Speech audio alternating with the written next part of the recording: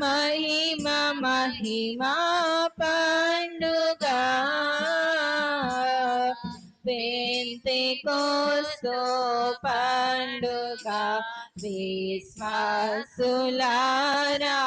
పండుగ ఈ వేళ గొప్ప పండుగ పండుగ పరిశుద్ధాత్మ భక్త చినముల హృదయములలో పండుగ పరిశుద్ధాత్మ భక్త చినముల హృదయములలో నిండుగానే కుమరింపై నిలచి వాసము చేసిన ఈ పండుగ పెంతెకోస్తు పండుగ విశ్వాసులారా పండుగ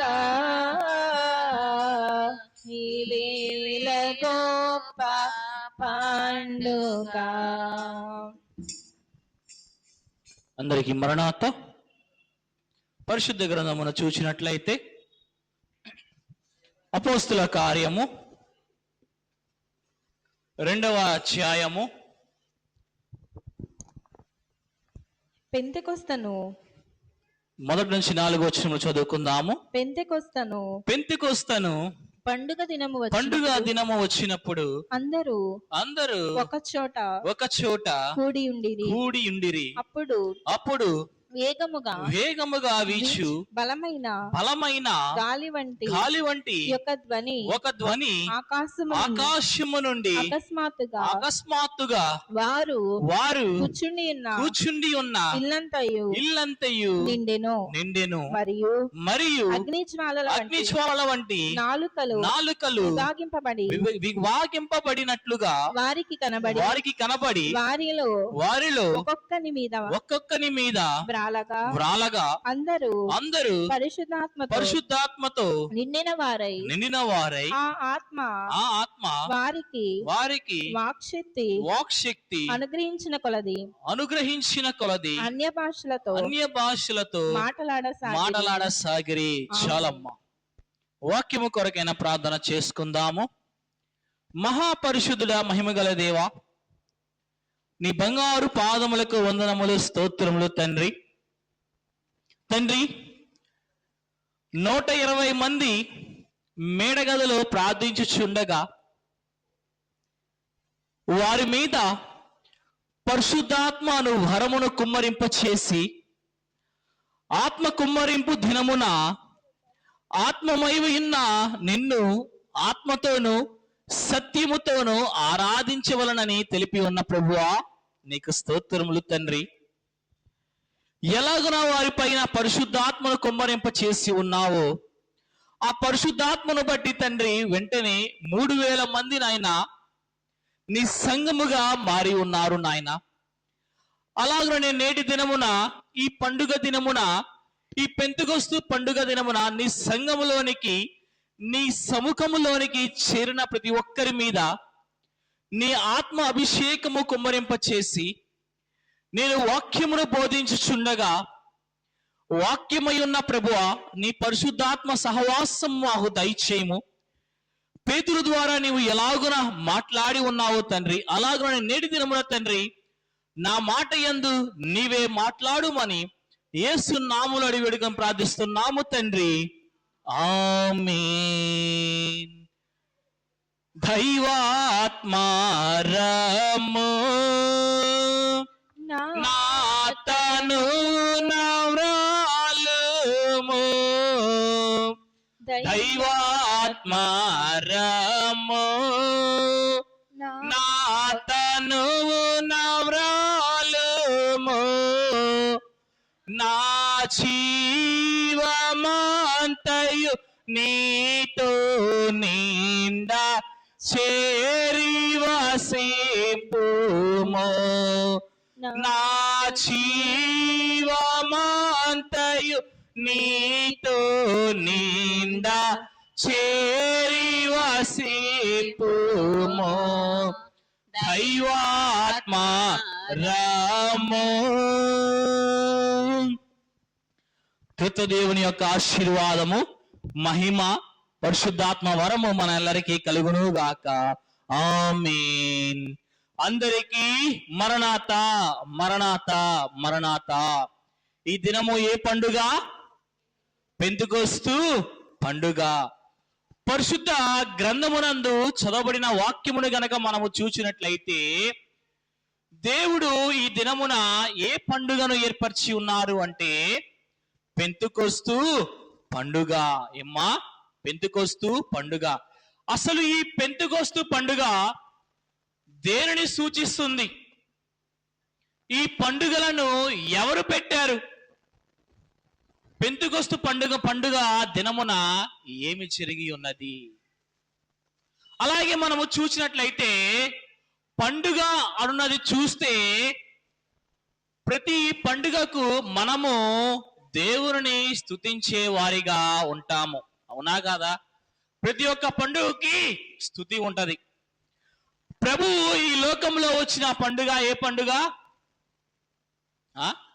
ప్రభువు ఈ లోకంలోనికి వచ్చిన పండుగ ఏ పండుగ? క్రిస్మస్ పండుగ. ఈ క్రిస్మస్ పండుగ దినమున ఏ స్తుతి మనకి కనబడుచున్నది? ఈ క్రిస్మస్ పండుగ దినమున మనము దేవుని ఏమని స్తుతిస్తాము? క్రీస్తు నేడు పుట్టెను హల్లెలూయా అని స్తుతిస్తాము. క్రిస్మస్ లో స్తుతి ఉంది. అలాగునే ప్రభువు మరణపు ముళ్ళును విరిచి పునరుత్థానుడై లేచిన పండుగ ఏం పండుగ? ఈస్టర్ పండుగ. ఈస్టర్ పండుగ దినమున మనము దేవుని ఏమని స్తుతిస్తాము? క్రీస్తు లేచెను హల్లెలూయా అని దేవుని మనము స్తుతిస్తాము. ఇది ఈస్టర్ పండుగలో స్తుతి. మరి ఈ పెంతెకొస్తు పండుగ దినమున మనము ఏమని స్తుతిస్తాము? పండుగ అంటే స్తుతి ఉండాలి. క్రిస్మస్ పండుగ దినమున మనము ఏమని స్తుతిస్తాము అంటే క్రీస్తు నేడు పుట్టెను హల్లెలూయా అని. ఈస్టర్ పండుగ దినమున మనము ఏమని స్తుతిస్తాము అంటే క్రీస్తు లేచెను హల్లెలూయా అని స్తుతిస్తాము. మరి ఈ పెంతెకొస్తు పండుగ దినమున మనము ఏమని స్తుతిస్తాము అంటే దైవజనులు దేవదాసయ్య గారు అన్నారు, పరిశుద్ధాత్ముడు నేడు దిగి వచ్చెను హల్లెలూయా. ఏమని స్తుతిస్తాము? ఈ పెంతెకొస్తు పండుగ దినమున ఏమని స్తుతిస్తాము? పరిశుద్ధాత్ముడు నేడు దిగి వచ్చెను హల్లెలూయా అని స్తుతించాలి అన్నారు దైవజనుడు దేవదాసయ్య గారు. ఈ పెంతెకొస్తు పండుగ ఎంత ప్రాముఖ్యమైనది? అసలు ఈ పండుగలు ఎవరు పెట్టారు? ఈ పండుగలు మానవుడు ఏర్పరిచిన పండుగ. అమ్మా, మనము వాక్యమును చూసినట్లయితే నిర్గమకాండము 23వ అధ్యాయము 17వ వచనము గనక మనము చూసినట్లయితే సంవత్సరమునకు 3 మారులు పురుషులందరూ ప్రభువైన యెహోవా సన్నిధిని కనబడేవేళను. చాలమ్మా, దేవుడే స్వయముగా మాట్లాడుచున్నారు. ఏమని అంటే సంవత్సరమునకు ఎన్ని మారులంట? 3 మారులు మీ కుటుంబ సమీపముగా మీ కుటుంబాలతో పురుషులందరూ మీ కుటుంబాలతో ప్రభువైన యెహోవా సన్నిధికి కనబడాలి అంట. సంవత్సరానికి ఎన్ని మారులు? 3 మారులు. మరి అవి ఏ పండుగలు? మనము చూసినట్లయితే ద్వితీయోపదేశ కాండము 16వ అధ్యాయము 16వ వచనము 17వ వచనము మైక్ తో చదవండి అమ్మా. ఏటికి 3 మారులు అనగా పొంగని రొట్టెల పండుగలోను వారముల పండుగ. మొదటిది ఏమిటంటే పొంగని రొట్టెల పండుగలోను అనగా ఏమిటి అంటే పస్కా పండుగ. రెండవది వారముల పండుగలోను అనగా ఏమిటి అనగా వారముల పండుగ. 50వ రోజున చేసే పండుగ. మూడవది పర్ణశాలల పండుగలోను, అనగా మూడవది ఏమిటి? పర్ణశాల పండుగ. నీ దేవుడైన యెహోవాను ఏర్పరచుకున్న స్థలమునకు మీ మీ మగవారందరూ ఖచ్చితముగా మీ కుటుంబాలతో సహా ఈ 3 మారులు దేవుని సన్నిధానమునకు కనబడాలి అంట. ఏమిటమ్మా? ఏమిటి ఆ పండుగలు? మొదటిది ఏమిటి?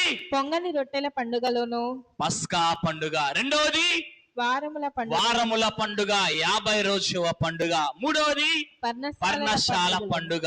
ఈ 3 పండుగలోను ఖచ్చితముగా కుటుంబ సమేతముగా దేవుని సన్నిధానములో కనబడాలి. ఇది ఇశ్రాయేలుల యొక్క పండుగ. ఈ క్రైస్తవులకు ఏమి పండుగ అంటే, పస్కా పండుగ దినమున మనకి ఏ పండుగ? మంచి శుక్రవారము. ఏమిటి? మంచి శుక్రవారము. ప్రభువైన యేసుక్రీస్తు ప్రభు ఈ లోకములోనికి వచ్చి శిలువ యాగము పొందిన రోజే పస్కా పండుగ.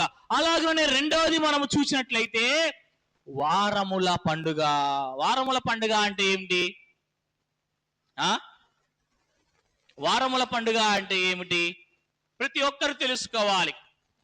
మనము ఎవరు అనగా బైబిల్ మిషన్ సంఘం వారు. మన దైవజనుడు దేవదాసయ్య గారు క్లుప్తముగా ప్రతిదీ కూడా మనకి లెక్కించి ఉన్నారు, తెలిపి ఉన్నారు, వ్రాయబడి ఉన్నారు, మనకి నేర్పించున్నారు. గనక ఈ యొక్క సంఘములోనికి అడుగుపెట్టిన ప్రతి ఒక్కరు కూడా మనము ఖచ్చితముగా నేర్చుకొని విని బోధించే వారిగా ఉండాలి. మనము చూసినట్లయితే వారముల పండుగ అనగా ఏమిటి అంటే, యేసుక్రీస్తు ప్రభు పునరుద్ధానుడై తిరిగి లేచి ఉన్నాడు కదా. యేసుక్రీస్తు ప్రభు పస్కా పండుగ దినమున ఆయన శిలువ యాగమై ఉన్నాడు కదా. ఆయన పునరుద్ధానుడై తిరిగి లేచినప్పుడు ఆయన ఈ లోకంలో ఎన్ని రోజులు నివసించి ఉన్నారు? 40 దినములు. ఆయన పునరుద్ధానుడై తిరిగి లేచినప్పుడు 40 దినములు నివసించి ఉన్నారు. మొట్టమొదటిగా ఎవరికి కనబడి ఉన్నారు అంటే, మగ్దలేనే మరియ కనబడి ఉన్నారు. మరియా అని పిలవగా బోధకుడా అని ఆయనను గుర్తుపట్టి ఉన్నది. అలాగనే రెండవదిగా మనము చూసినట్లయితే ఎమ్మై మార్గంలో వెలుచున్న శిష్యులకు ఆయన కనబడి ఉన్నారు. ఆయన మాట్లాడగా రొట్టి విరవగా వారి కనులు ఏమై ఉన్నవి? తెరవబడి ఉన్నవి. అలాగనే శిష్యులందరూ భయపడుచు ఉన్నారు. ఎక్కడ మమ్మలను కూడా హతము చేస్తారు అని ఒక గృహంలో చేరి తలుపులన్నీ మూసుకొని కిటికీలన్నీ మూసుకొని ఉండగా ప్రభువు వారి మధ్యకు ప్రత్యక్షమయ్యప్పుడు ఏమని అన్నారు అంటే, వారు భయపడుచుండగా మీకు సమాధానము కలుగునుగాక అని ఉన్నారు. మరలా తర్వాత ఆయన ప్రత్యక్షమైనప్పుడు తోమా ఏమన్నాడు? నేను నమ్మను, ఆయన గాయములు చూడందే నేను నమ్మను అన్నాడు. అప్పుడు ప్రభు ప్రత్యక్షమైనప్పుడు తోమా ఉన్నప్పుడు ఆయన గాయములను చూచి అవిశ్వాసివి కాక విశ్వాసివై ఉండము, చూచిన వారి కంటే చూడని వారు ధన్యులు అని తోమాతో ఆయన పలికి ఉన్నారు. అలాగుననే పేతురు చేపలు పట్టడానికి వెళ్ళినప్పుడు మేము కూడా వస్తాము అని శిష్యులందరూ వారితో వెళ్ళారు. అప్పుడు ప్రభు పేతురుతో ఏమని సెలవిచ్చి ఉన్నాడు అంటే, నా గొర్రెలను మేపుము అని ఎన్నిసార్లు అన్నారు? 3 మార్లు అన్నారు. అలాగున ఈ 40 దినములు ప్రభు తప్పిపోతున్న వారి గొర్రె పిల్లలను ఏం చేస్తున్నారు? సరైన మార్గములో ఏర్పరుచు ఉన్నారు. 40వ దినమున ఆయన ఏమై ఉన్నారు? ఆరోహణమై ఉన్నారు. ఆరోహణమైన తర్వాత 9 రోజులు మనం ఏం చేస్తాము? పరిశుద్ధాత్మ కుమ్మరింపు పండుగలు చేస్తాము. 10వ రోజున ఏం జరిగిద్ది? పెంతెకొస్తు పండుగ దినమున ఆయన పరిశుద్ధాత్మ వలె ఆయన వారి మీద కుమ్మరింప జరిగి ఉన్నది. అమ్మా, పునరుద్ధానం మొదలుకొని ఆరోహణమయ్యే వరకు ఎన్ని దినాలు? 40 రోజులు. ఆ 40 నుంచి పెంతెకొస్తు పండుగ రోజు వరకు ఎన్ని దినాలు? 10 రోజులు. మొత్తం ఎంత? 50 రోజులు. ఇదే 50వ రోజుల చేసుకునే పండుగ. ఇదే దేవుడు సెలవిచ్చిన వారముల పండుగ. ఏమిటిది? వారముల పండుగ.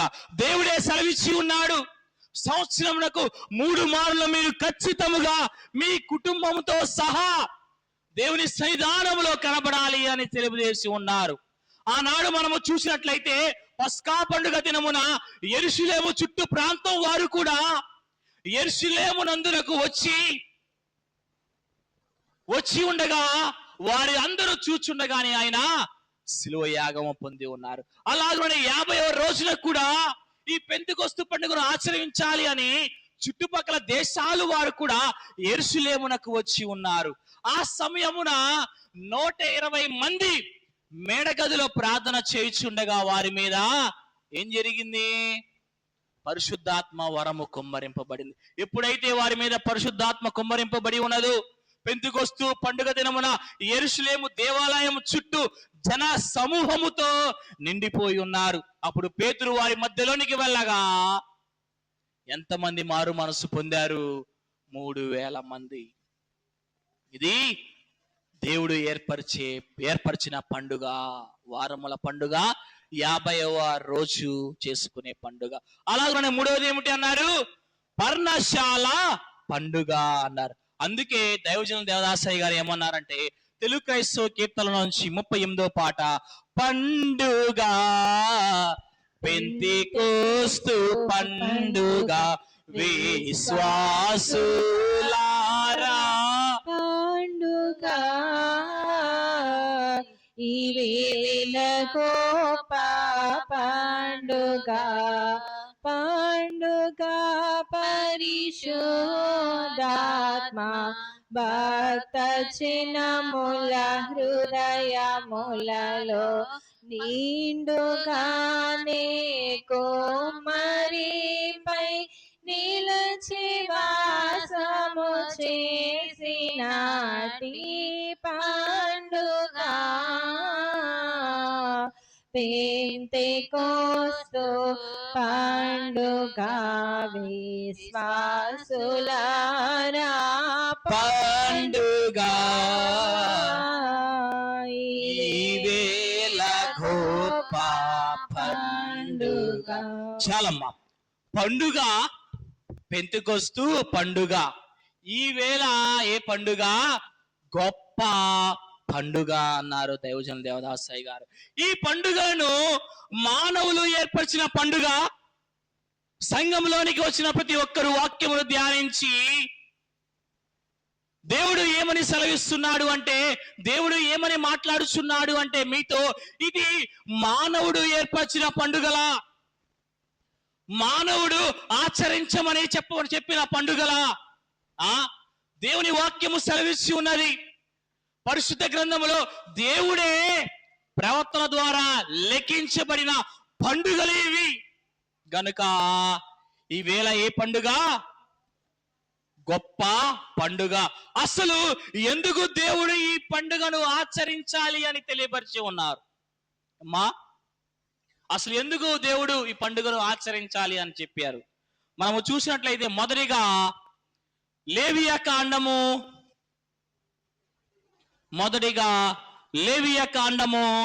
23వ అధ్యాయము 2వ వచనము చూద్దాము.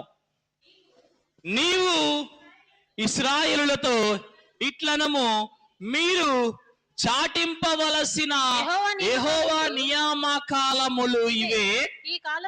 ఈ కాలములయందు మీరు పరిశుద్ధ సంఘములుగా కూడవలెను. నా నియామక కాలములు ఇవే. చాలమ్మా, దేవుడే సెలవిస్తూ ఉన్నారు. ఏమిటి అంటే, పండుగ అనగా ఏమిటంటే నియామిక దినములు, అంటే దేవుడే నియమించిన దినములు, ఖచ్చితముగా నీవు ఆచరించవలసిన దినము. ఈ పెంతెకొస్తు పండుగ దేవుడే నియమించిన పండుగ, దేవుడే నియమించిన దినము అన్నారు. అలాగనే రెండవది మనము చూసినట్లయితే లేవియ కాండము 23వ అధ్యాయము 7వ వచనము చూడండి. మొదటి దినమున మీరు పరిశుద్ధ సంఘముగా కూడవలెను, అందులో మీరు జీవనోపాధి అయిన ఏ పనియు చెయ్యకూడదు. చాలమ్మా. పండుగ అంటే ఏమిటంటే, రెండవదిగా దేవుడు ఏమని సెలవిస్తున్నాడు అంటే, పరిశుద్ధ సమాజముగా కూడుకునే పండుగ అంటున్నారు. ఈ పండుగ దినమున ఏం చేయాలంట? పరిశుద్ధ సమాజముగా కూడుకునే దినము అంట. పరిశుద్ధ మందిరములో, పరిశుద్ధుడైన దేవుని సన్నిధానములో, పరిశుద్ధుడైన దేవుని ఎదుట సంఘము అంట కూడుకోవలసిన దినమే ఈ పండుగ అన్నారు. చాలా మంది ఏం చేస్తారంటే, ఈ పండుగ దినమున అమ్మా క్రిస్మస్ పండుగ వచ్చిందంటే ఏం చేస్తారు?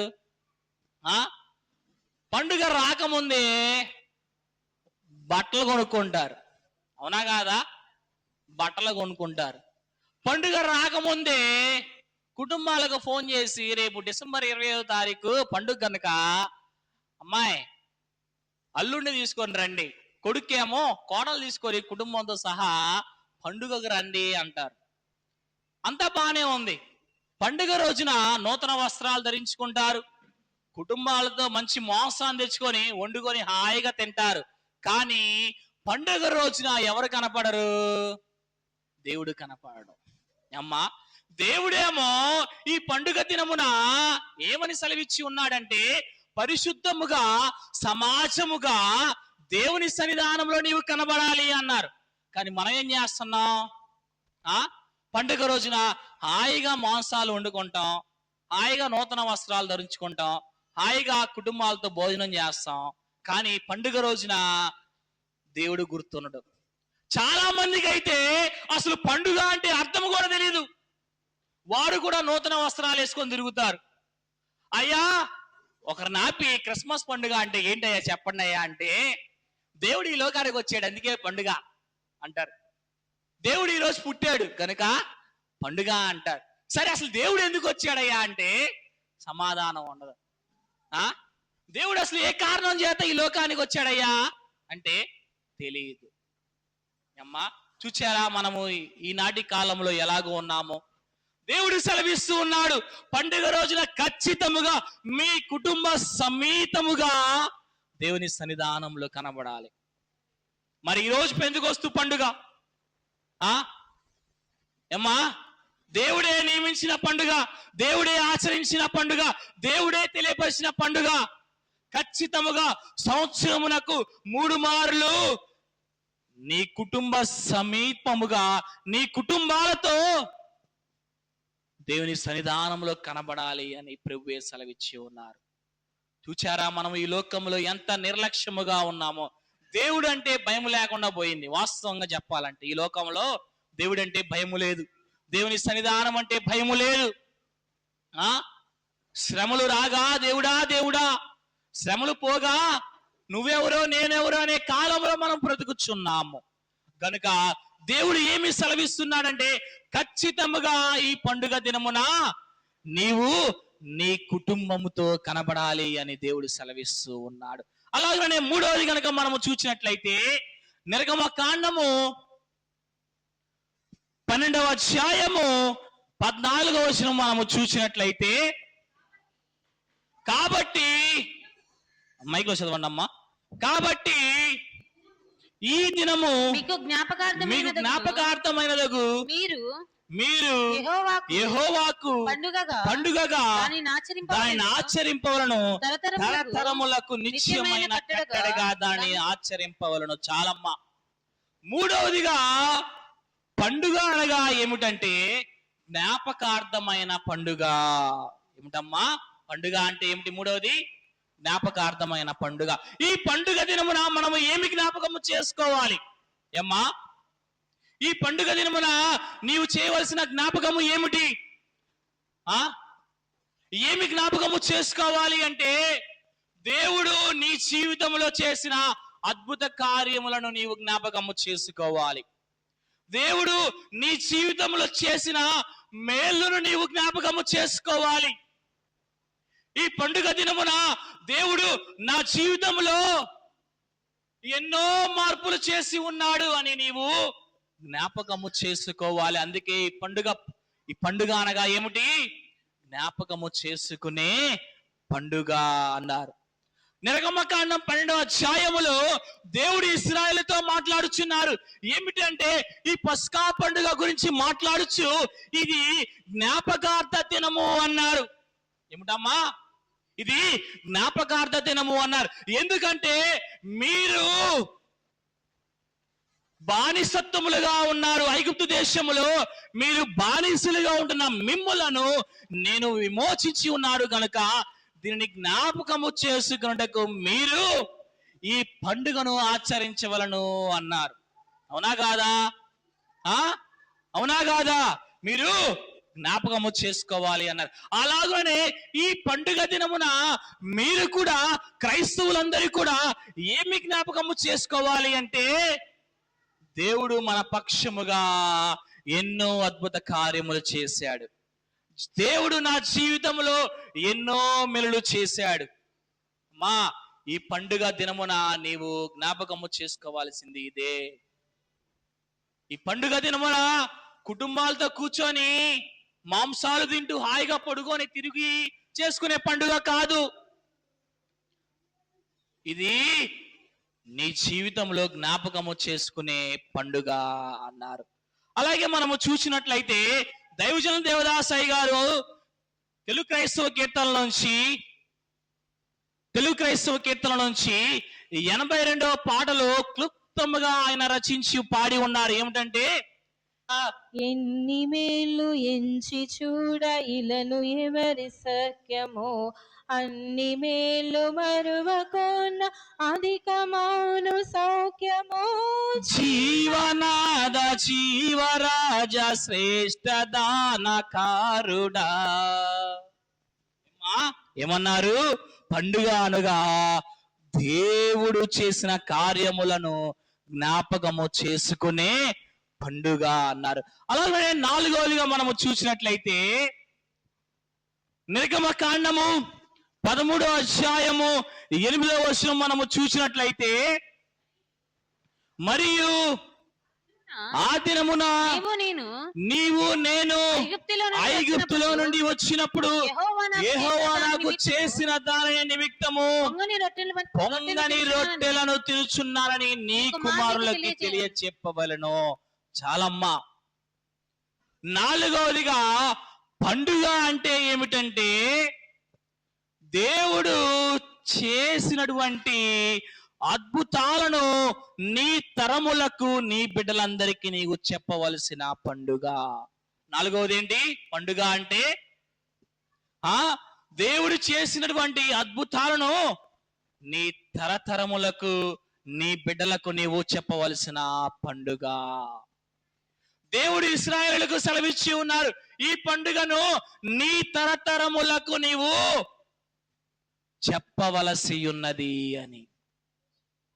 మనము చూసినట్లయితే ఆదివారం ఏం పండుగ? పెంతెకొస్తు పండుగ. వచ్చే ఆదివారం ఏం పండుగ? త్రిత్వాదివారపు పండుగ. నీవు గనుక దేవుని సన్నిధానంలోనికి భయముతో పరుగెత్తుకొని వస్తే నిన్ను చూచి ఎవరు వస్తారు? నీ బిడ్డలు కూడా వస్తారు. నిన్ను చూచే కదా నీ బిడ్డలు పెరుగును. నిన్ను చూచే కదా నీ వారులు బైబిల్ గ్రంథమును పట్టుకొని నీతో పరిగెత్తుకొని వచ్చేది. నీవు రాని ఎడలా వారు ఎలా వచ్చును? తల్లిదండ్రులు ఎలాగో పెరుగునో అలాగనే బిడ్డలు కూడా పెరుగును కదా. చిన్ననాటి నుండే నీవు దేవుడంటే భయము అని నేర్పని ఎడలా వారు నీకు ఎలాగూ భయపడును, నీకు ఎలాగూ లోపడును. అదే దేవుడు సెలవిస్తూ ఉన్నాడు. ఏమిటి అంటే, నీవు నీ తరముల వరకు, నీ తరతరముల వరకు నీ బిడ్డలకు తెలియచేయవలసిన పండుగే ఈ పండుగ అన్నారు. నా జీవితంలో అద్భుతాలు జరిగాయి కుమారుడా, నా జీవితంలో ఎన్నో మేళ్ళు జరిగాయి కుమార్తె అని నీవు నీ బిడ్డలకు చెప్పని ఎడలా, అయ్యో అవును కదా మన జీవితంలో ఎన్నో మేలు చేశారు దేవుడు, అవును కదా మనం ఈ దినమున ఇలాగూ ఉన్నాము అంటే అది ఎవరి వలన అంటే దేవుని వలనే కదా అని ఈ వయసులో నుండే వారు తెలుసుకునే వారిగా ఉంటారు. అమ్మా ఈనాటి కాలంలో చూస్తే చిన్నపిల్లలు అమ్మా ముందుగానే తెలుసుకుంటున్నాడు. మా బుడ్డోడు ఇంత లేడు, 3 సంవత్సరాలు,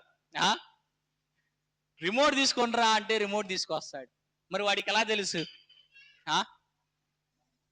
వాడికి ఎలా తెలుసు?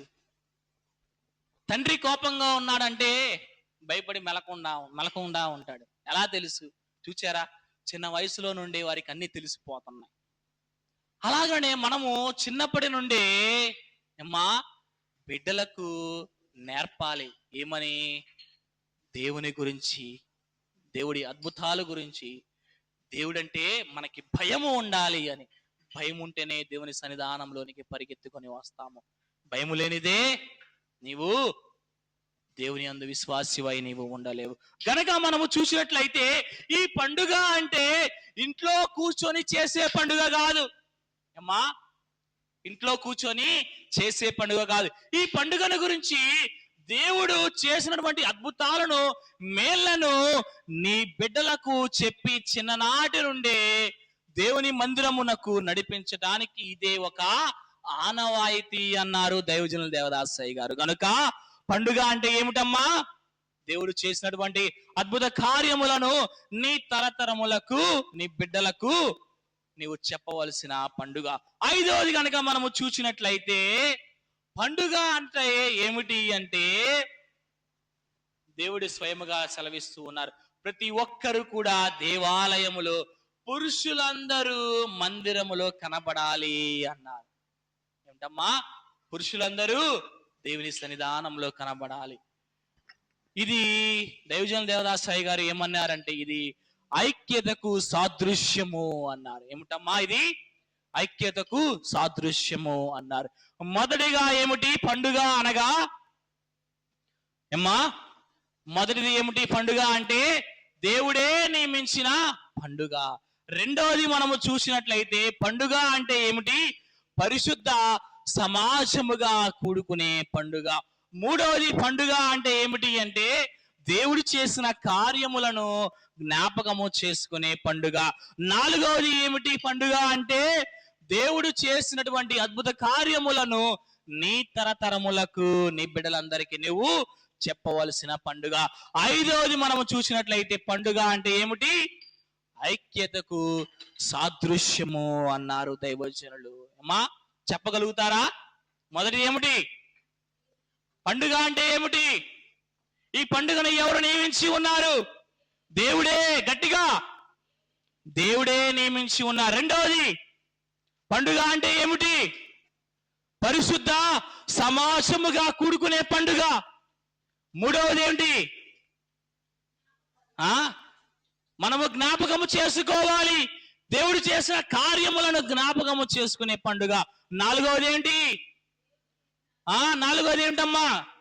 దేవుడు చేసిన అద్భుత కార్యములను నీ తరతరములకు, నీ బిడ్డలకు తెలియజేయవలసిన పండుగ. 5వది ఏమిటి? ఈ పండుగ అంటే ఐక్యతకు సాదృశ్యము అన్నారు దైవజనుల దేవదాసయ్య గారు. వాక్యంలోనికి వెళ్దాం. అపోస్తల కార్యము 2వ అధ్యాయము 2వ వచనం మనము చూసినట్లయితే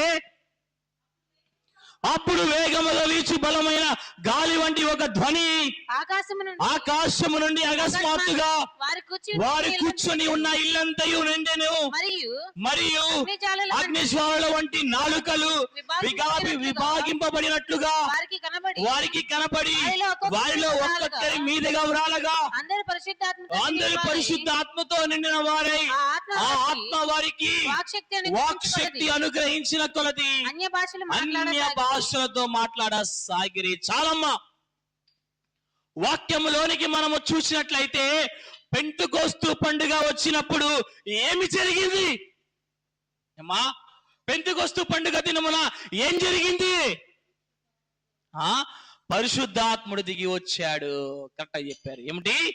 పెంతెకొస్తు పండుగ దినమున ఏం జరిగిందంటే పరిశుద్ధాత్ముడు దిగి వచ్చాడు. పరిశుద్ధాత్ముడు దిగి వచ్చి అందరి మీద వ్రాలాడు. ఒక్కసారిగా వారు అన్య భాషలతో మాట్లాడసాగిరి. అసలు పరిశుద్ధాత్ముడు ఈ రోజే దిగి వచ్చాడా, లేక అంతకు ముందే ఉన్నాడా? అంతకుముందు లేడంటారా? చెప్పండి అమ్మా. అంతకుముందు పరిశుద్ధాత్ముడు ఉన్నాడా లేడా? ఇప్పుడే దిగి వచ్చాడా? దైవజనులు దేవదాసయ్య గారు అన్నారు ఏమని అంటే, పాత నిబంధనలో పరిశుద్ధాత్ముడు ఉన్నాడు, కానీ పరిశుద్ధాత్ముడు కార్యము కొరకు వచ్చి కార్యమును నెరవేర్చి వెళ్ళిపోయేవారు అంట. అమ్మా, ప్రతి ఒక్కరి జ్ఞాపకము చేసుకోండి. దైవజనులు దేవదాసయ్య గారు ఏమన్నారంటే, పాత నిబంధనలో పరిశుద్ధాత్ముడు ఉన్నాడు, కానీ పరిశుద్ధాత్ముడు కార్యము కొరకు వచ్చి ఆ కార్యమును నెరవేర్చి వెళ్ళిపోయేవారు. కానీ పెంతెకొస్తు పండుగ దినము వచ్చినప్పుడు పరిశుద్ధాత్ముడు సంఘము క్రీస్తుతో కూడా ఐక్యమయ్యే వరకు మనతోనే ఉన్నాడు. ఆమేన్, ఆమేన్. గట్టిగా ఏమిటి?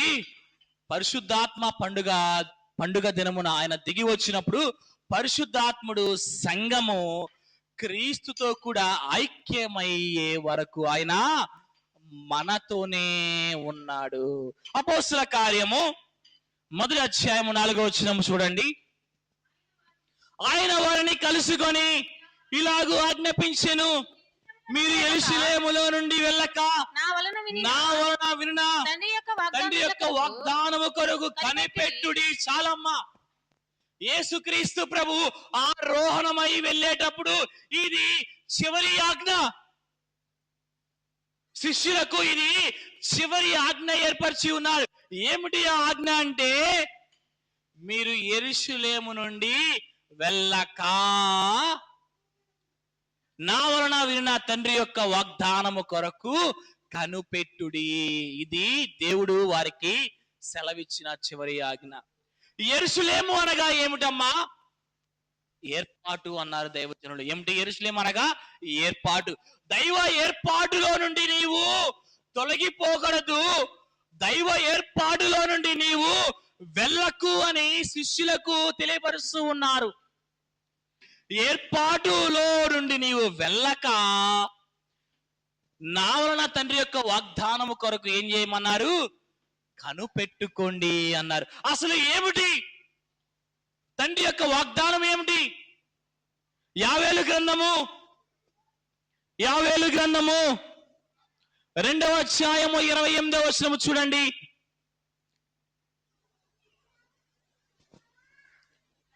తరువాత నేను సర్వజనముల మీద నా ఆత్మను కుమ్మరింతును, నీ కుమారులను మీ కుమార్తెలను ప్రవచనములు చెప్పుదురు, మీ ముసలివారు కలలు కందరు, యవనస్తులు దర్శనములు చూచురు. ఇదే తండ్రి చేసిన వాగ్దానము. ఏమిటంటే, ప్రభు ఈ లోకములోనికి వచ్చి తన రక్తమును సర్వలోకమునకు పవిత్రపరిచిన తరువాత నేను సర్వజనుల మీద నా ఆత్మను కుమ్మరింతును. ఇదే తండ్రి యొక్క ఉద్దేశము, ఇదే తండ్రి యొక్క వాగ్దానము. ఈ వాగ్దానము కొరకు శిష్యులకు తెలియపరుచు ఉన్నారు. ఈ వాగ్దానము కొరకు కనిపెట్టుడి అని శిష్యులకు తెలియపరుస్తూ ఉన్నారు.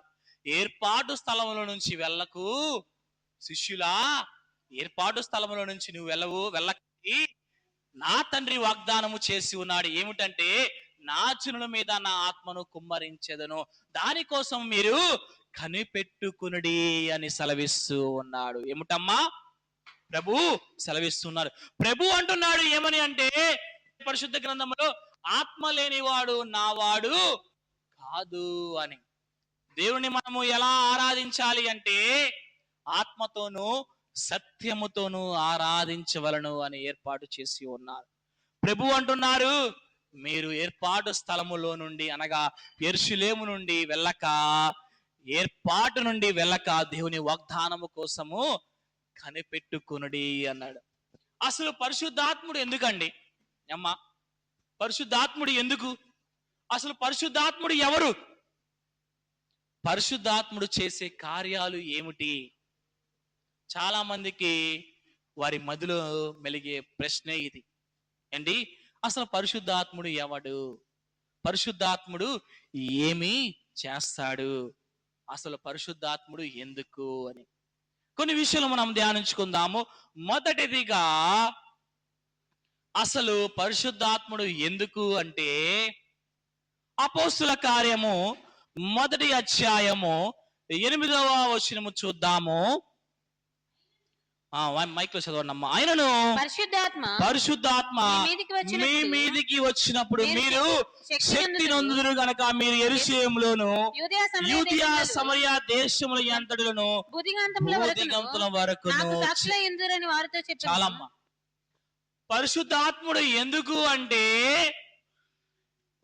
శక్తి నొందటానికి, మనకి శక్తిని ఇచ్చుటకు మనకి పరిశుద్ధాత్మ అవసరము. దైవజనులు ఏమన్నారు అంటే పరిశుద్ధాత్మ ఇచ్చే శక్తి అని కొన్ని శక్తుల గురించి ఆయన తెలియపరిచి ఉన్నారు. మొదటిగా ఏంటి అంటే మాట్లాడే శక్తి. పరిశుద్ధాత్ముడు ఎందుకు అంటే శక్తిని వదలడానికి, మనకి శక్తినిచ్చుటకు. అవి ఏ శక్తులు అంటే మొదటిది మాట్లాడే శక్తి. అపోస్తుల కార్యము 2వ అధ్యాయము 4వ వచనము చూడండి అమ్మా. అందరూ పరిశుద్ధాత్మతో నిండిన వారై ఆ ఆత్మ వారికి వాక్ శక్తి అనుగ్రహించిన కొలది అన్య భాషలతో మాట్లాడసాగిరి. చాలమ్మా. మొదటిది ఏమిటి? మాట్లాడే శక్తి. మనము చూసినట్లయితే శిష్యులు యేసుక్రీస్తు ప్రభు వారితో ఉన్నప్పుడు వారు ఎలాగున్నారు అమ్మా? వారు ఎలాగున్నారు? ఒట్టివారిగా ఉన్నారు. యేసుక్రీస్తు ప్రభు ఎప్పుడైతే వారికి పరిశుద్ధాత్మగా వారి మీద కుమ్మరింపు జరిగి ఉన్నదో వారు ఎలా ఉన్నారు? గట్టివారుగా ఉన్నారు. ఎలా ఉన్నారు? ప్రభువు ఉన్నప్పుడు ఎలా ఉన్నారు? ఒట్టివారిగా ఉన్నారు. పరిశుద్ధాత్ముడు వారిలో ఉన్నప్పుడు ఎలాగున్నారు? గట్టివారిగా ఉన్నారు. మేడగదిలో ఆరోహణమైన తర్వాత ప్రభువు కొరకు, ప్రభు యొక్క తండ్రి యొక్క వాగ్దానము కొరకు వారు కనిపెడుచు ఉండగా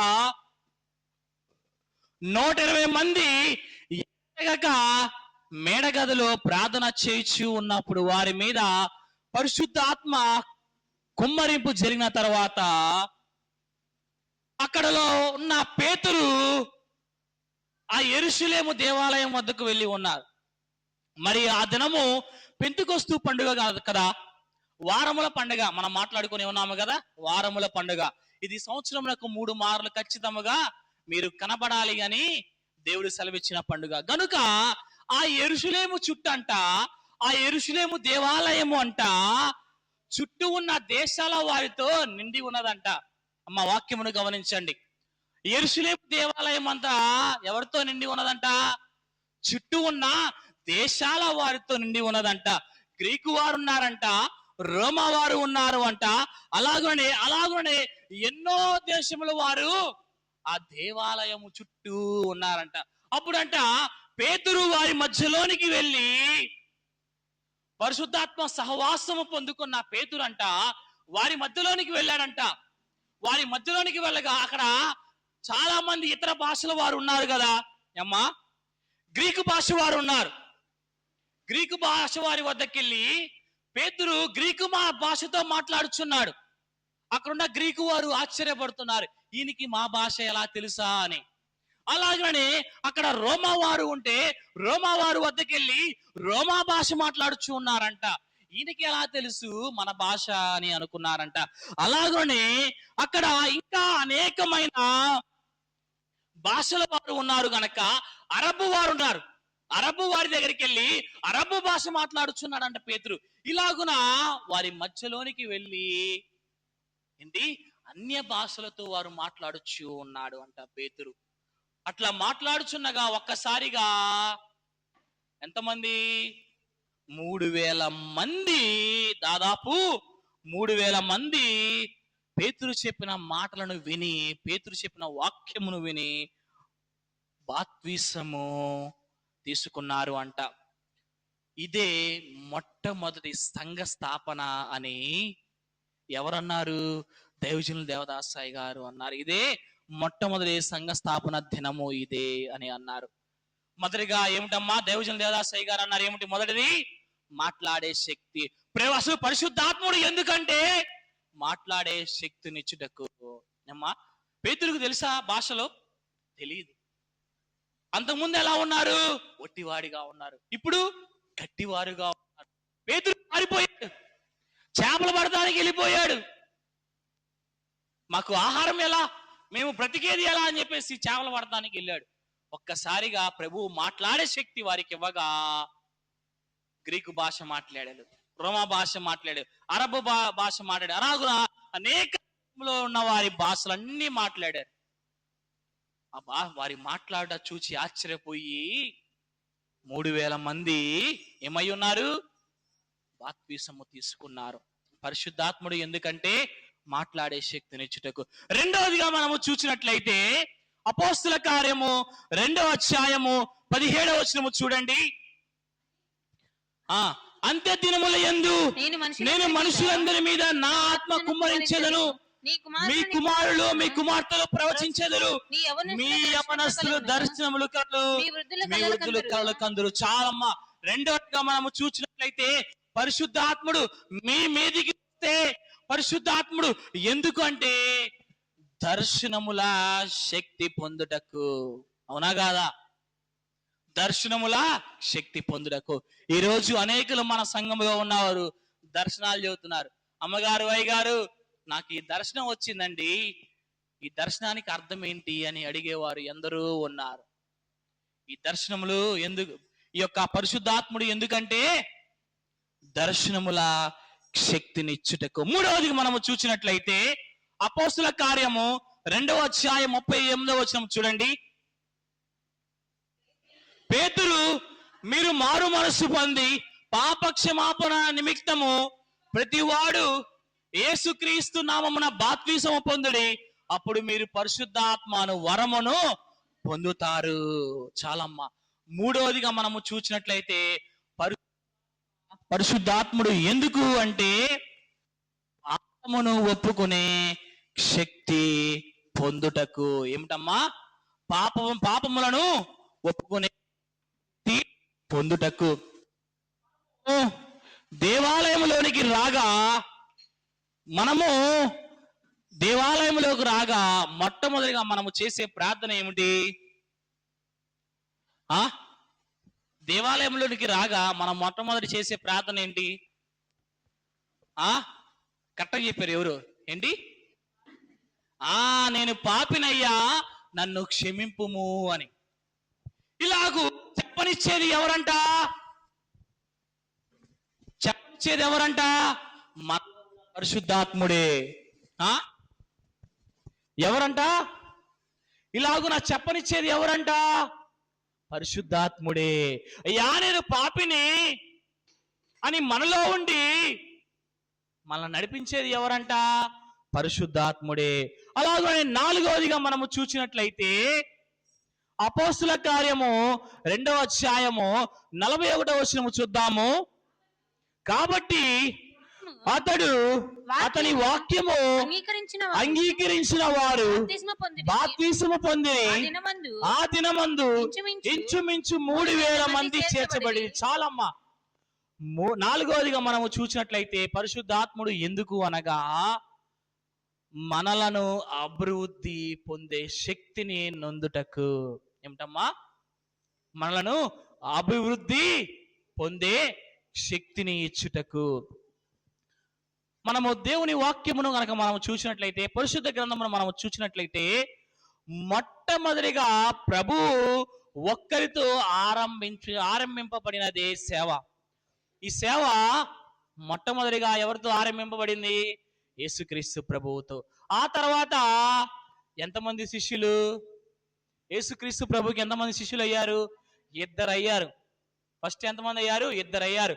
ఆ తర్వాత 12 మంది అయ్యారు. లూకాసు వార్త 10వ అధ్యాయంలో మనము చూసినట్లయితే ఆ తర్వాత ఎంతమంది అయ్యారు? 70 మంది అయ్యారు. ఆ 70 మంది కాస్త ఎంతమంది అయ్యారు? మేడగదిలో 120 మంది అయ్యారు. 120 మంది అయిన తర్వాత పేతురు దేవాలయంలోనికి వాక్యము బోధించున్నప్పుడు ఎంతమంది అయ్యారు? 3000 మంది అయ్యారు. ఆ తర్వాత 3000 కాస్త ఎంతమంది అయ్యారు? 5000 మంది అయ్యారు. ఆ తరువాత లెక్కింపలేని వారిగా జనాంగము అయ్యున్నారు. దీన్నే అభివృద్ధి పొందే శక్తి అన్నారు దైవజనులు దేవదాసయ్య గారు. మొదటిది యేసుక్రీస్తు ప్రభు ఒక్కరితోనే మొదలైంది. ఆ తర్వాత లెక్కింపలేని ఆ జనాంగముగా ఉన్నారు ఈరోజు. ఇదే అభివృద్ధి పొందే శక్తి అంటారు. ఈ రోజు నీ కుటుంబంలో నువ్వు చూసినట్లయితే ఒక్కరిగా ఉన్న నీవు ఎంతమంది ఉంటున్నారు? నీ వలన 2 అయ్యారు. ఒక్కరిగా ఉన్న నీవు ఎంతమంది అయ్యారు? 2 అయ్యారు. 2 కాస్త ఎంతమంది అయ్యారు? 3 అయ్యారు. 3 కాస్త ఎంతమంది అయ్యారు? 4 అయ్యారు. అవునా కాదా అమ్మా? పరిశుద్ధాత్ముడు గనక నీలో ఉన్న ఎడల నీ కుటుంబము అభివృద్ధి పొందే శక్తిని నందుకోవటానికి చాలమ్మా. పరిశుద్ధాత్మ రాకముందు శిష్యులు ఎలా ఉన్నారు? ఒట్టివారిగా ఉన్నారు. ఆ తర్వాత గట్టివారిగా మారి ఉన్నారు. మొదటిగా మనము చూసినట్లయితే అమ్మా అపోస్తుల బోధల యందు అనగా దేవుడు పంపిన యాజకుల బోధ యందు, రెండవదిగా సంఘ సహవాసమునందు, మూడవదిగా ప్రభు యొక్క శరీర రక్తములో, నాలుగవదిగా అపోస్తుల కార్యం 2వ అధ్యాయం 42వ వచనం చూడండి అమ్మా. అపోస్తుల కార్యం 2వ అధ్యాయం 42వ వచనం చూడండి. వీరు అపోస్తుల బోధల యందు గాని సహవాసమందు గాని రొట్టె విరుచుట యందు గాని ప్రార్థన చేయుట యందును ఎడతెగక ఉండిరి. ఒట్టివారిగా ఉన్న శిష్యులంట పరిశుద్ధాత్ముడు వారి మీదకి రాగా ఎలా ఉన్నారంట? దేవుడు పంపిన యాజకుల బోధ యందు, మొదటిదమ్మా దేవుడు పంపిన యాజకుల బోధ యందు, రెండవదిగా సంఘ సహవాసమునందు, మూడవదిగా ప్రభు యొక్క శరీర రక్తములలో, నాలుగవదిగా నిత్య ప్రార్థనలు ఎడతెగక ఉన్నవారే ఆత్మచేత నడిపించేవారు. ఇలాగున వారు ఎడతెగక ఆత్మచేత నడిపింపబడి ఉన్నారు. నీలో కూడా సంఘ సహవాసం లేకపోయిన ఎడల, యాజకుని దైవ వాక్కు అందుకునే స్థితి లేకపోయిన ఎడల, ప్రార్థనా స్థితి లేకపోయిన ఎడల, ప్రభు యొక్క శరీర రక్తములలో నీవు పాలు పంచుకునే స్థితి లేకపోయిన ఎడల పరిశుద్ధాత్మ అభిషేకము నీలో లేనట్టే. మా పరిశుద్ధాత్మ అభిషేకము నీలో లేనట్టే. గనుక పరిశుద్ధాత్ముడు మీ మీదకి వస్తే ఏం జరిగిద్ది? ఎందుకు అసలు పరిశుద్ధాత్ముడు అంటే? అభివృద్ధి పొందే శక్తిని పొందటానికి. ఐదవదిగా మనము చూసినట్లయితే అపోస్తుల కార్యము 2వ అధ్యాయము 47వ వచనము చూడండి. ఆనందముతోను నిష్కపటమైన హృదయముతోను ఆహారం పుచ్చుకొనుచుండిరి, మరియు ప్రభు రక్షణ పొందుచున్న వారిని అనుదినము వారితో చేర్చుచుండెను. చాలమ్మా. ఐదవదిగా మనము చూసినట్లయితే పరిశుద్ధాత్ముడు ఎందుకు అంటే తృప్తి నొందే శక్తిని ఇచ్చుటకు. దైవజనులు దేవదాసయ్య గారు అమ్మా, ఐదవది తృప్తి నొందే శక్తిని ఇచ్చుటకు. దైవజనులు దేవదాసయ్య గారు తెలుగు క్రైస్తవ కీర్తనలో నుంచి 9వ పాట ద్వారా ఆయన తెలియపరిచి ఉన్నారు. పరిశుద్ధుని చేసి నీ వరములు దయచేసి, పరిశుద్ధుని చేసి నీ వరములు దయచేసి, నీ పరిశుద్ధ సన్నిధిని చూపుమా, పావురమా వినుమా, పరిశుద్ధ సన్నిధిని చూపుమా, పావురమా వినుమా. చాలమ్మా. మొదటిది ఏమిటమ్మా? పరిశుద్ధాత్ముడు. ఎందుకు అంటే పరిశుద్ధాత్ముడు గనక మన మీదకి వస్తే మనకి మాట్లాడే శక్తి వస్తుంది. చాలా మందికి కూడా, అనేకులకు కూడా ప్రార్థన ఎలా చేయాలో తెలియదు.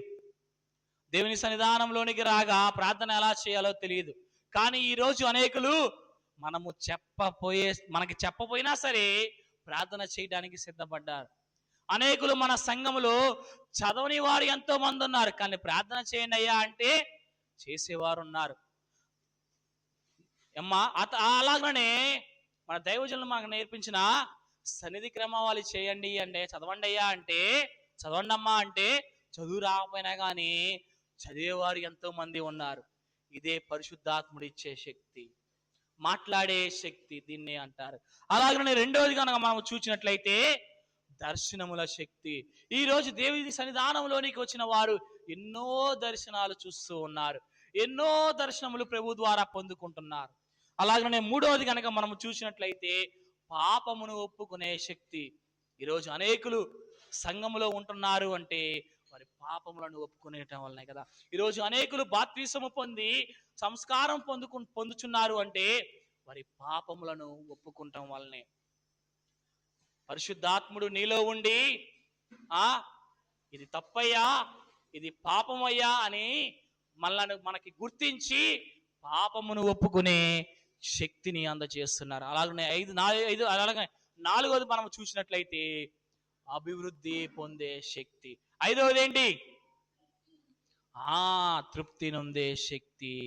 అలాగే మనము చూసినట్లయితే దైవజనుడు దేవదాసయ్య గారు ఏమన్నారు అంటే, అసలు పరిశుద్ధాత్ముడు చేసే పని ఏమిటి అనగా యోహాను సువార్త 16వ అధ్యాయం 8వ వచనం చూడండి. యోహాను సువార్త 16వ అధ్యాయం 8వ వచనం చూడండి. ఆయన వచ్చి పాపములను గూర్చియు నీతిని గూర్చియు తీర్పును గూర్చియు లోకమును ఒప్పుకొన చేయు. చాలమ్మా. దైవజనులు దేవదాసయ్య గారు ఏమన్నారంటే, అసలు పరిశుద్ధాత్ముడు ఏం చేస్తాడు, మనలో ఉండి ఏ పని చేస్తాడు అంటే, మొట్టమొదటి ఏమిటంటే పాపమునను గూర్చి. రెండోది, మొదటిది ఏంటమ్మా? పాపమునను గూర్చి. రెండవది నీతిని గూర్చి. మూడవది తీర్పును గూర్చి లోకములో ఒప్పుకొన చేయును అంట.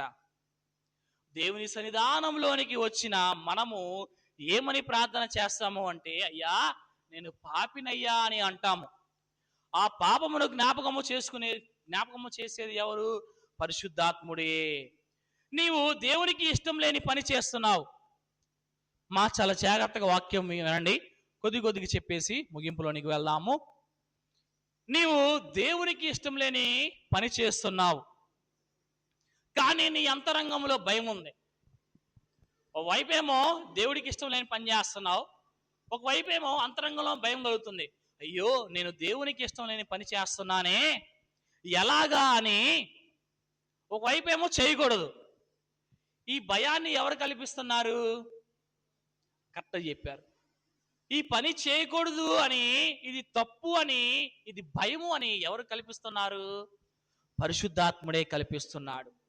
మనలో ఉన్న పరిశుద్ధాత్ముడు అంట, ఇదిగో దేవునికి ఇష్టం లేని పని నేను చేస్తున్నాను కనుక రేపు నీకు తీర్పు ఉంటది అని దేవుడు సెలవిస్తూ ఉన్నాడు. అంతరంగములో పరిశుద్ధాత్ముడు సెలవిస్తున్నాడు. దేవునికి ఇష్టం లేని పని చేస్తున్నావు, నీవు పాపము చేస్తున్నావు, రేపు నీకు తీర్పు ఉంటది గనుక ఒప్పుకో అని పరిశుద్ధాత్ముడే సెలవిస్తాడు అంట. సత్యస్వరూపి అయిన ఆత్మ మీలో వచ్చినప్పుడంట మిమ్మును సర్వ సత్యములోనికి నడిపించును అంట. దేవుడు అన్నారు, నేనే మార్గము, నేనే సత్యము, నేనే జీవము. పరిశుద్ధాత్ముడు మనలో ఉండి సర్వ సత్యమైన మార్గములోనికి నడిపించును అంట. అందుకే పరిశుద్ధాత్ముడు చేసే పని ఇది మనలో ఉండి. తెలుగు క్రైస్తవ కీర్తనల నుంచి 60వ పాట మనము చూసినట్లయితే, నీవేయని నమ్మిక యేసు నాకు, నీవేయని నమ్మిక, నీవే మార్గము, నీవే సత్యము, నీవే జీవము, నీవే సర్వము, నీవే అని నమ్మిక. చాలమ్మా. మొట్టమొదటిగా దేవుడు చేయు పని ఏమిటంటే ఆయన సత్యమును గురించి దేవుని తీర్పును గురించి తెలియచేస్తాడు. రెండవది కనుక మనము చూసినట్లయితే సత్యమై ఉన్న వాక్యము చేత మనలను నడిపిస్తాడు, సత్యమైన వాక్యము చేత మనలను నింపుతాడు. అలాగనే మూడవదిగా మనము చూసినట్లయితే కొరింథీయులకు రాసిన మొదటి పత్రిక 12వ అధ్యాయము 11వ వచనము చూసినట్లయితే ఆయనను వీటన్నిటిని నా ఆత్మ యొక్కటే తన చిత్తము చొప్పున ప్రతి వానికి ప్రత్యేకముగా పంచి ఇచ్చుచు కార్యసిద్ధి కలుగ చేయుచున్నాను. చాలమ్మ. మూడవది కనుక మనము చూసినట్లయితే పరిశుద్ధాత్మ చేయు పని ఏమిటంటే దైవ వరాలను నీకు అందించేవాడు. ఏమిటమ్మా? దైవ వరాలు నీకు అందించేవాడు. పరిశుద్ధాత్ముడు నీకు ఏమి ఇస్తాడంట? వరాలు ఇస్తాడంట. నాలుగవది మనము చూసినట్లయితే తీతుకు రాసిన పత్రిక 3వ అధ్యాయము 5వ వచనము చూడండి. మనము నీతిని అనుసరించి చేసిన క్రియల మూలముగా తన కనికరము చొప్పుననే పునర్జన్మ సంబంధమైన స్నానము ద్వారాను పరిశుద్ధాత్మ మనకు నూతన స్వభావము కలుగచేయుట ద్వారాను మనల్ని రక్షించును. చాలమ్మా. మూడవది కనుక మనం చూసినట్లయితే పరిశుద్ధాత్ముడు చేయు పని ఏమిటంటే పరిశుద్ధాత్ముడు సంఘములో ఉన్న ప్రతి ఒక్కరిని నూతన స్వభావము కలుగ చేస్తారు అంట. ఐదవదిగా మనము చూసినట్లయితే కొరింథీయులకు రాసిన మొదటి పత్రిక 2వ అధ్యాయము 9-10 వచనాలు చూడండి. ఇందును గూర్చి దేవుడు తను ప్రేమించు వారి కొరకు ఏవి స్థిరపరుచునో అవి కంటికి కనబడలేదు, చెవికి వినబడలేదు, మనుష్య హృదయమునకు గోచారము కాలేదు, రాయబడి ఉన్నది. మనకైతే దేవుడు వాటిని తన ఆత్మ వలన బయలుపరిచి ఉన్నాడు. ఆత్మ అన్నిటినీ దేవుని మర్మములను కూడా పరిశోధించుచున్నాడు. చాలమ్మ. దేవుడు సెలవిస్తున్నాడు ఏమిటంటే దేవుడు మన కొరకు ఏమి స్థిరపరిచి ఉన్నారు అవి మన కంటికంట కనబడవంట, చెవికి వినబడవు, మనుష్య హృదయమునకు గోచార కాలేదు. కానీ దేవుడు తన ఆత్మ వలన బయలుపరిచి ఉన్నాడంట. ఆత్మ అన్నిటినీ దేవుని మర్మములను కూడా పరిశోధించును అన్నారు. పరిశుద్ధాత్మ చేయు పని అంటే దేవుడు సిద్ధపరిచిన వాడిని నీకు అందించేవాడు. ఏమ్మా? దేవుడు సిద్ధపరిచాడు, కానీ అందించేది ఎవరు? పరిశుద్ధాత్ముడే.